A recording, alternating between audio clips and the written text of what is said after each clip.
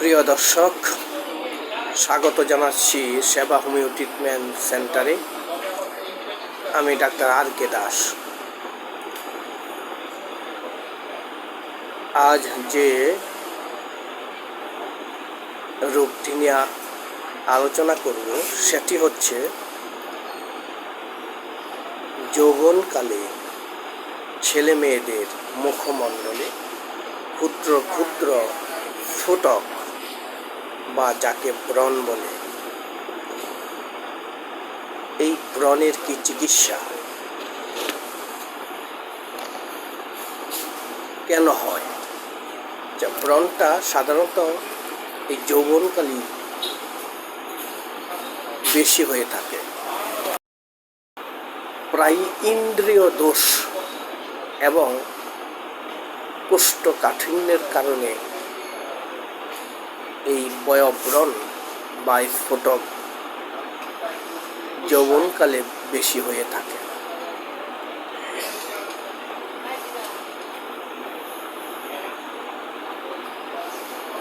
পানি কম খেলে কোষ্ঠকাঠিন্য হয়ে যায়। অতিরিক্ত ইন্দ্রিয় চালনা করিলে বা ইন্দ্রিয় দোষের জন্য এই ব্রণ হতে পারে। আমাদের হোমিও চিকিৎসা মতে ব্রণের খুব ভালো আমি 2-3টি ওষুধের কথা বলবো, যা প্রয়োগ করলে বা গ্রহণ করলে এই ব্রণ অতি সহজেই কমে যায়। আমার চিকিৎসা অভিজ্ঞতা থেকে দেখেছি। যৌবনে ছেলে মেয়েদের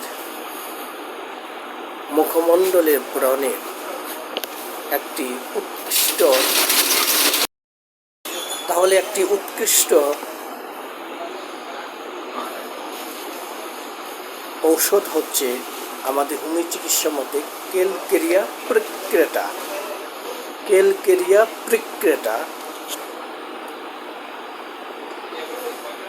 এই ওষুধটি শক্তি 6 বা 30 প্রত্যেক দিন সকাল এবং রাত্রে খাবার আগে গ্রহণ করলে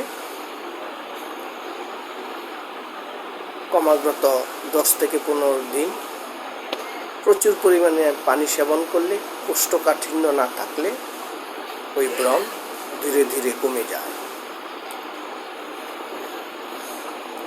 তাহলে প্রথম ওষুধটি হচ্ছে ক্যালকেরিয়া প্রিক্রেটা। ছেলে মেয়েদের সবার ক্ষেত্রেই প্রযোজ্য।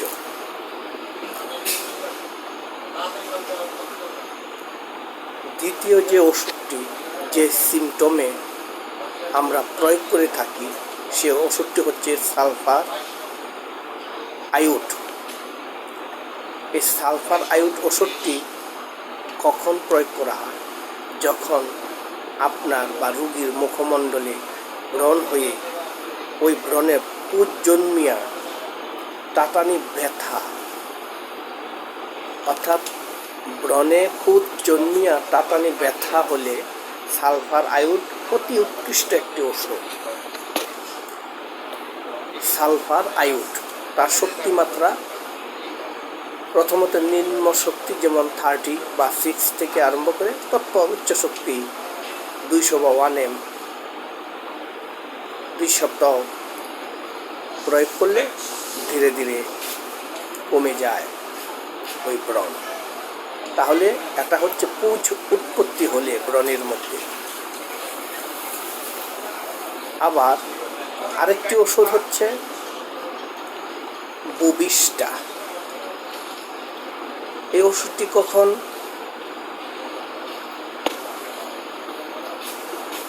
কসমেটিক ব্যবহারের ফলে, বিশেষ করে যুবতী মেয়েদের ক্ষেত্রে কসমেটিক্স ব্যবহারের ফলে ব্রণ হলে বুবিস্টা চেয়ে উত্তম ওষুধ আর কোনো কিছুই হতে পারে না। বিষয়টি খেয়াল করতে হবে। কসমেটিক ব্যবহার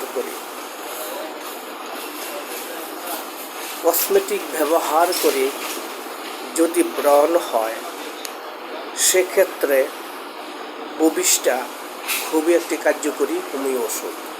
তার শক্তি মাত্রা হচ্ছে, প্রথমত নিম্ন শক্তি দিতে পারেন 6 বা 30, তৎপর উচ্চ শক্তি 200 বা 1 ml ক্রমাগত 7 থেকে 14 দিন প্রয়োগ করলে, দুবার সকালে আর রাত্রে খাবার আগে, রোগী ধীরে ধীরে সুস্থ হয়ে যায়। প্রিয় দর্শক, তাহলে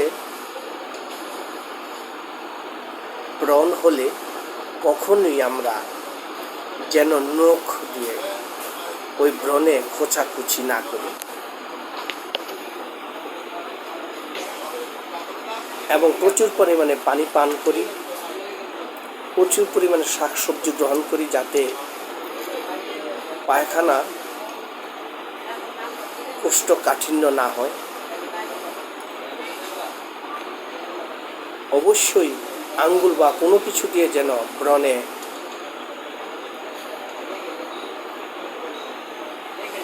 টিপ না দেওয়া হয়, কেননা ব্রণে খোঁচাখুচি করলে ব্রণ কিন্তু দাগ হয়ে যায়, গর্ত হয়ে যায় এবং একটি থেকে আরও অনেকটি হতে পারে।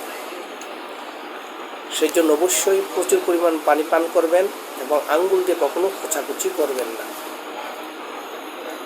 যদি কোনো কারণবশত কোনো ব্রণে দাগ পড়েও যায়, তাহলে একটি কাজ করতে পারেন, যে ডাবের পানি আছে ওই ডাবের পানি পরিষ্কার ন্যাকড়ায় ভিজিয়ে ওই ন্যাকড়া দিয়ে মুখমণ্ডলে লাগিয়ে দিলে প্রতিদিন সকাল রাত্রে দেখবেন 15 দিনের মধ্যে ওই কালো দাগ দূর হয়ে যাবে।